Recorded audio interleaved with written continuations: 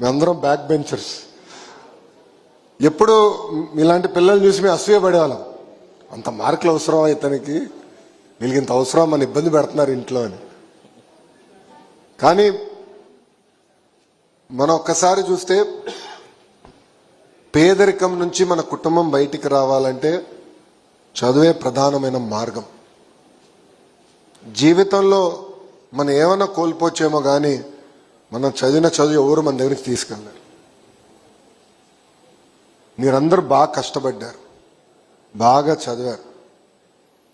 వరుసగా జిల్లా 3వ సారి 10th క్లాస్లో హ్యాట్రిక్ కొడతాం. నిజంగానే ఇక్కడ ఉన్న ఉపాధ్యాయుల్ని, అధికారుల్ని, పిల్లల్ని, వాళ్ళ తల్లిదండ్రులందరినీ నేను ఈ సభాముఖంగా అభినందిస్తున్నా. ఒకసారి అంటే లక్, 2వ సారి అంటే డౌట్, 3వ సారి హ్యాబిట్. మీరు సాధించారు, చేసి చూపించారు.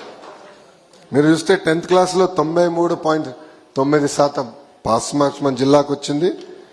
ఓవరాల్ ర్యాంక్స్లో 3వ స్థానంలో మన జిల్లా ఉంది.